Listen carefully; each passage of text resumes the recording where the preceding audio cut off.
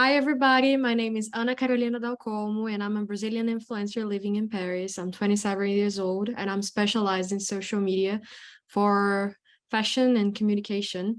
And I would like you to introduce yourselves, girls. I'm gonna start with Madison, please. Hi, my name is Madison Lawson, also known as Wheelchair Barbie on Instagram. I'm a journalist, I'm a model, and a disability rights advocate. So I work closely with brands to help with marketing. Sometimes I'm in campaigns, sometimes I work alongside the brand in designing different things, all just kind of to make the fashion industry a little more accessible. Well, thank you. Now, Erica, can you present yourself, please? Absolutely. Hi, my name is Erica Cole. I'm the founder and CEO of No Limits, spelled Limbits. We are an adaptive apparel brand for people with the mission of increasing comfort, confidence, and independence in those who struggle with clothing due to a disability. I'm an amputee myself and developed it out of kind of a personal need. And now we are a team of people with disabilities, kind of a startup stage. We're debuting our wheelchair and sensory friendly garments in New York Fashion Week coming up here soon.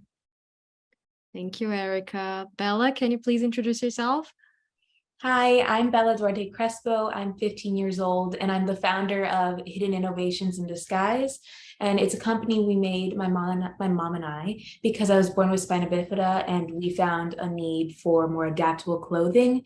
And so with our business, we're hoping to make more and more clothing that people can use. Perfect. Thank you. Now let's go to the questions. I want to start with Madison. I know you've worked with a lot of brands to create accessible clothing, but not only that, you also created packages that are accessible to the community. Can you tell us a little bit more about how important it is for you to be able to provide easy access packaging to your peers?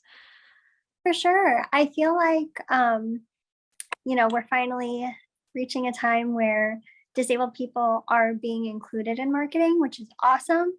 But I think when brands decide to include us, they need to truly include us, which means not only using our photos, but making the products accessible to us as well. So, if we're in a picture holding something, but we can't use it, what's the point of that? So it's really important, there's 20% of the population has some kind of a disability. So it's important to create products that are accessible to a lot of people because, you never know. We're the only minority that you could become a part of at any point in your life. And most likely will. Judy Heumann, the founder of the disability rights movement, refers to non-disabled people as temporarily non-disabled.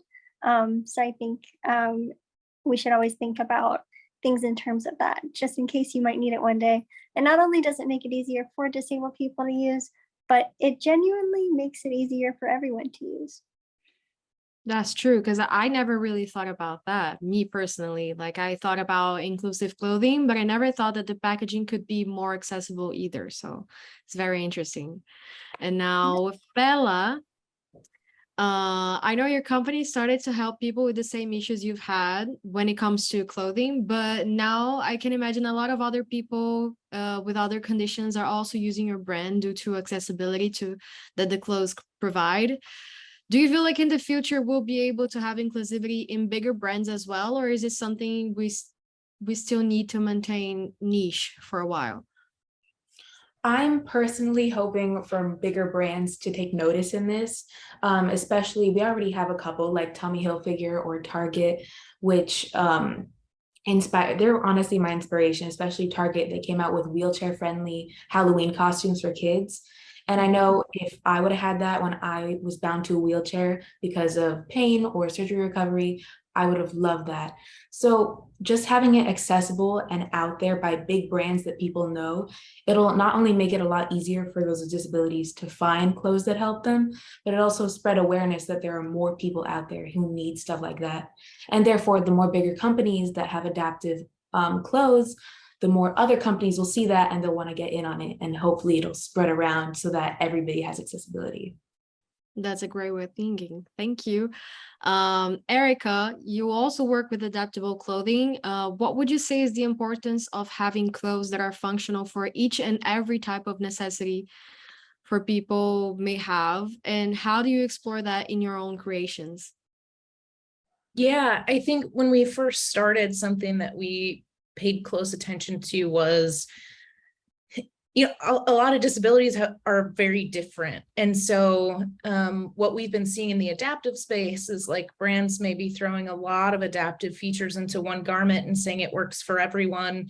And that's just not the case. So we're kind of approaching it from an intentional segmentation of the market, depending on what someone specifically needs.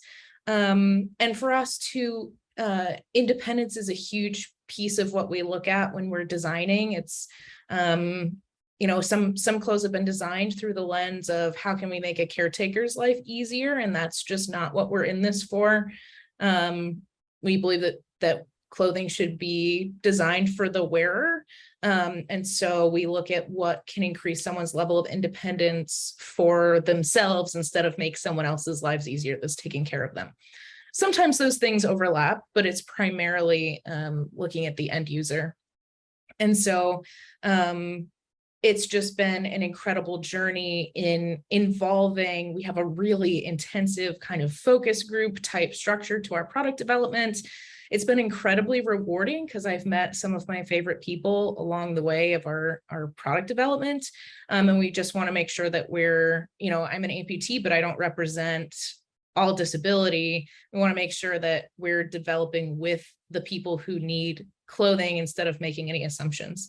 So it's practices that we've developed along the way, but I would encourage, not only adaptive products or people in business to do this. It's like, this needs to be done no matter what product you're developing, is like, think about the people who are using it at the end and involve them in the development process.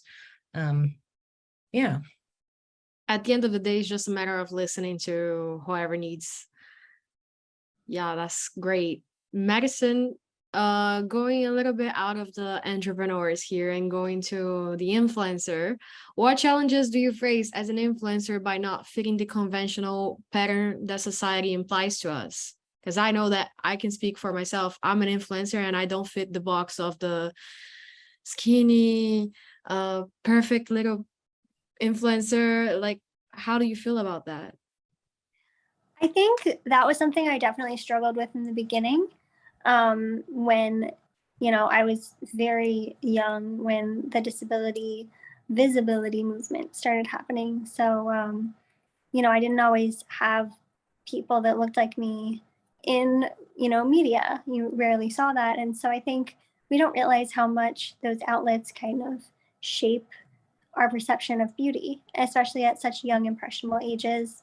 And so when I didn't see, women that looked like me being desirable and beautiful and all these things, it starts to make you feel like maybe you're not those things. But then I remember sometimes I would get comments from people that were just like, hateful comments, but, people have to be pretty miserable to like say that to anybody. Yeah. And I think the benefit has definitely outweighed any hate that might come about. Just because I think for me, I know seeing other women that look like me on social media and in the sphere of life, succeeding and being successful. And I see them and I'm like, they are absolutely gorgeous. Why do I not look at myself and see the same thing? So it kind of helped me to, I guess, accept those things that I was really insecure about at one point. And I think that's something that's important for every person to have, is people that look like them. So my community has definitely built me and made me the person that I am. So I hope to continue doing that.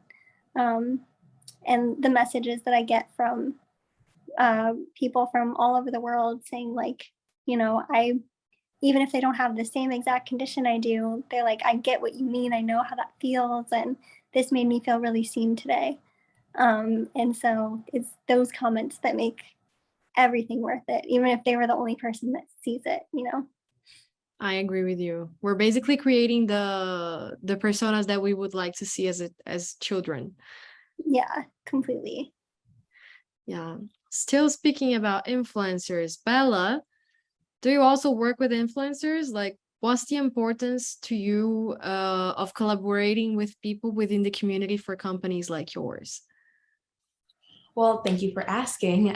This is actually why I'm so glad I was able to become a part of Fashinnovation, because not only can we spread awareness about this so that people can be educated and, you know, a lot of people have a closed off perspective because they don't think, they don't see a lot of something, people with disabilities. So they kind of tend to forget about them or put them to the side. And so now with social media, it's a lot easier for us to get the word out to say, hey, this exists, or we exist, and we're an important people.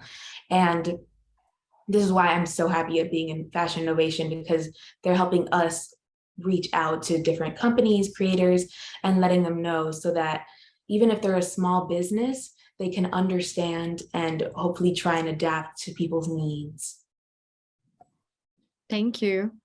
And Erica, if you could give an advice for big brands to start their own accessible lines, what would it be? Yeah, I think going back to kind of my point earlier is like people with disabilities need to be involved in this process. I've seen like a startling amount of just like kind of guessing what someone in a wheelchair would need, or guessing what someone with a prosthetic would need. And it's like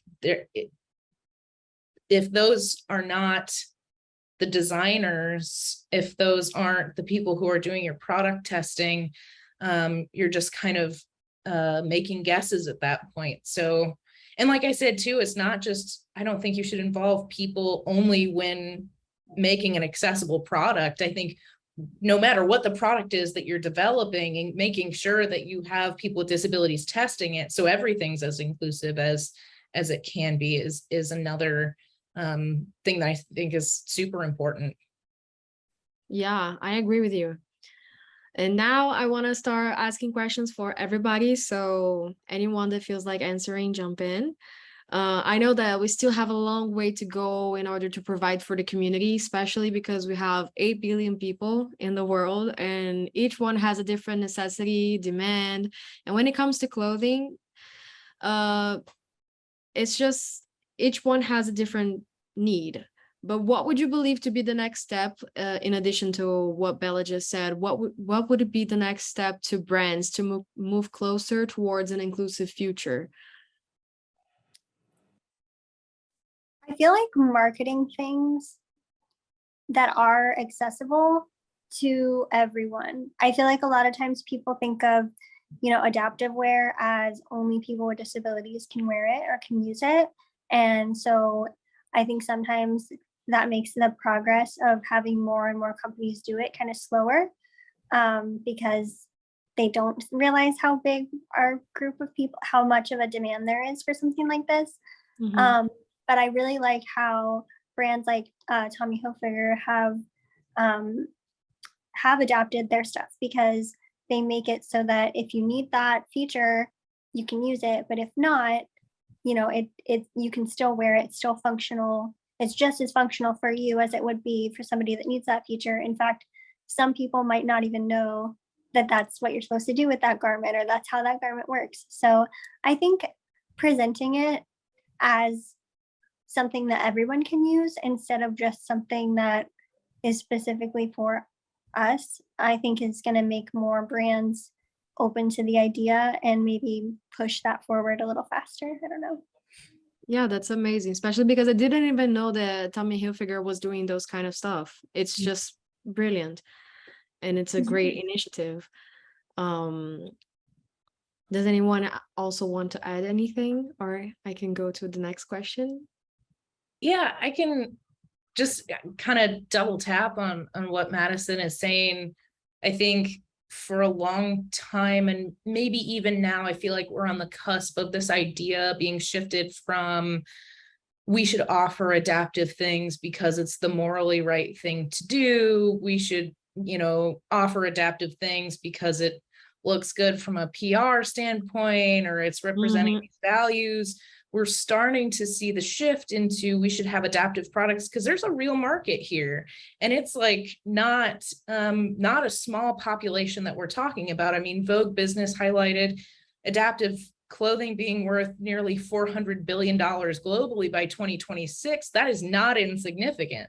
The adaptive clothing market is growing 18% year over year. It's way eclipsing the growth of the non-adaptive clothing market.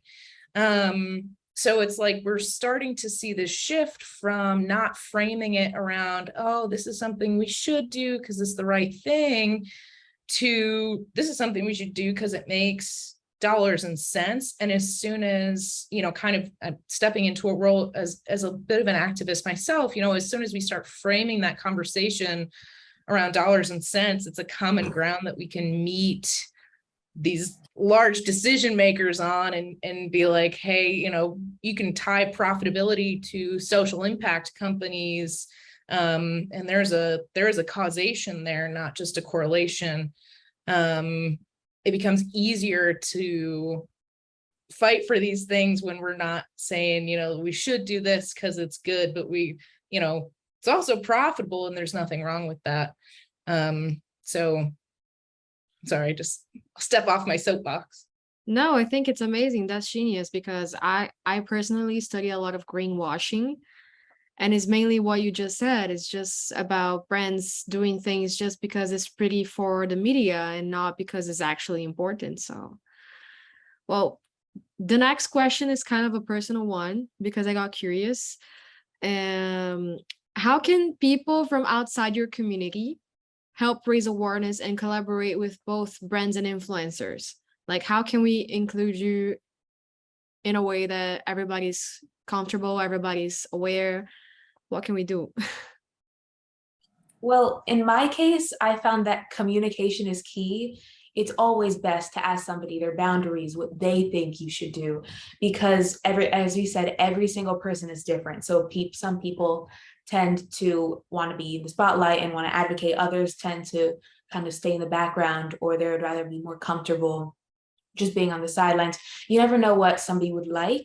And especially when it comes to those with disabilities, there's a lot of like a stigmatism when it comes to, you don't want to be offensive.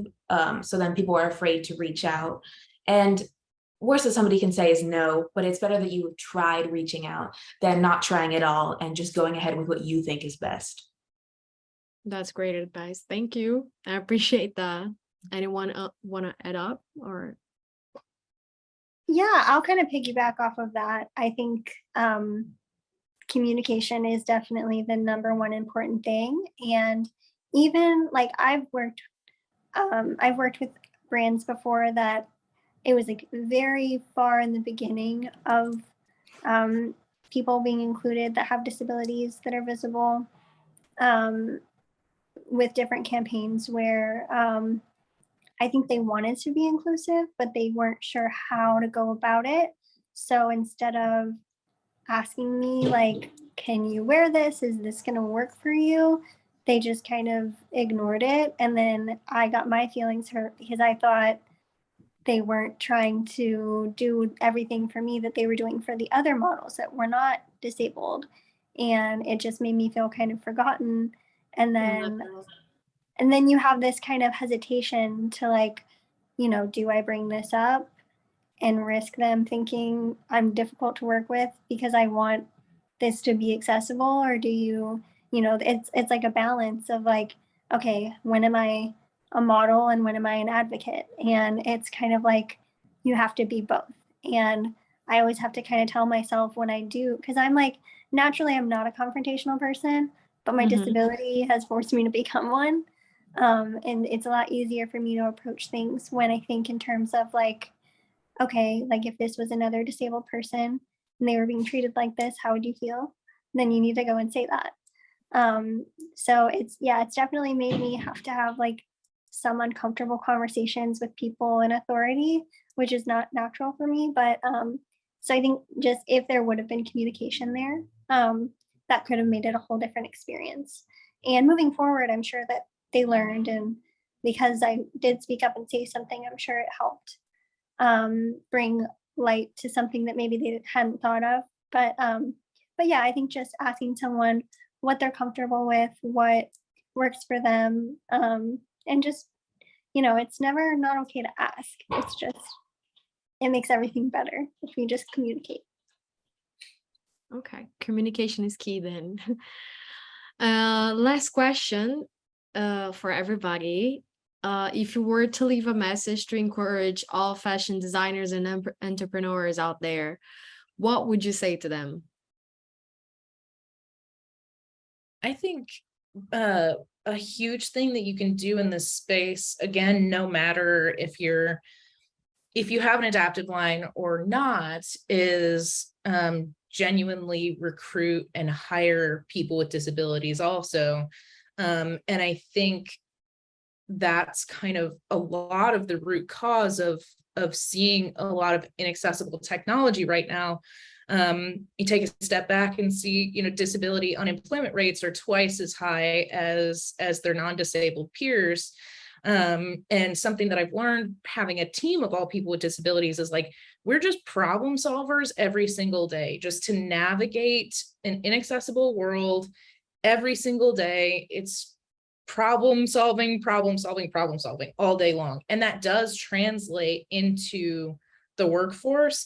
And so if you're trying to have a more accessible presence, starting with looking at your own internal team and seeing, do we have people with disabilities represented on the team, is a huge first step, because then you have a natural, genuine voice within your organization advocating, instead of, again, like guessing what people are going to be wanting. And it comes from a much more genuine place than trying to serve that market without having internal advocates for that. So it's just been, of the things that I've built with No Limits, the team is what I am proudest of. And there are a lot of resources with vocational rehabilitation. There are specific job hiring platforms that you can look at that are recruiting people with disabilities. Would absolutely encourage anyone to take a look at that to bring more people to the table. Would you be willing to share a few of those platforms, for example? Like, name a few of them. So yeah, one that we're kind of friends with now, Inclusively, is an incredible platform for recruiting and job listing for people with disabilities. So if you're on the other side of that table seeking a job, check that out. And then going straight through vocational rehabilitation services in your state is also a really good resource. That's great. Thank you. Anyone want to say a little bit more, or can I finish? Yeah, I totally agree with what she had said. I think, to have things be truly inclusive, you need to have disabled people included both in front of and behind the camera. I think, utilizing your resources, asking us what exactly it is that we would need, and also thinking about, especially for companies that are looking to work with disabled people, think about exactly what you're going to be providing the non-disabled models, and make sure that you can provide those same things for the disabled models that you'll be working with. Because I hear so many horror stories. I've experienced this myself, where like you will be a part of a brand and we'll be so excited, and this is such an exciting moment, and then we realize, oh, they forgot we needed accessible transportation, or they forgot that the location where the party it has stairs to get in. So I think just remembering to include us on all aspects of that. Otherwise it feels kind of performative, just to simply use our photos. So yeah, I guess just remembering us all the way through the process, not just when you're taking our photos. I also feel like it takes like practice. Like when you have disabled people in your company, you're going to start to remember it, because people are going to start communicating everything. So then it becomes a practice, a habit that you actually move forward, So Exactly. what are your thoughts on it, Bella? Well, I agree with both of you, Erica and Madison, in the fact that it's definitely good to have disabled people not in a company, not just because they need people's views on it, but also because they're good workers. And though definitely we have limitations in the workforce, it's a lot better that we're included. And not only do we have stuff that they can help us out with and accommodate for us, but not a lot of people don't have straight black and white, that's what I like to call it, black and white conditions, where it's either yes, I can't walk at all, or yeah, I can walk all the time, it's fine. A lot of the times it's time sensitive, or it depends on what kind of day, because with people with disabilities, there's good days, bad days, everything in between. And of course, back to communication, the more that you advocate for yourself, and especially in the workforce, in school, or with your peers, the more that people will come to start thinking about you, and therefore they're probably going to start thinking about others, because they'll realize, oh, it's not, oh my gosh, she can't walk at all, or oh, she can walk, it's fine. They're going to start realizing that, oh, it depends, I should ask her. And hopefully they'll start thinking about that way when it comes to other disabled people they meet in the future or need to accommodate for. Well, thank you, girls. I appreciate all the insights, all the answers, and I also would like to congratulate you all for the amazing work that you've done. I'm definitely following all of you on Instagram to catch up. And I would also like to thank Fashinnovation, especially Jordana and Marcelo, for the opportunity to be here with these amazing people today.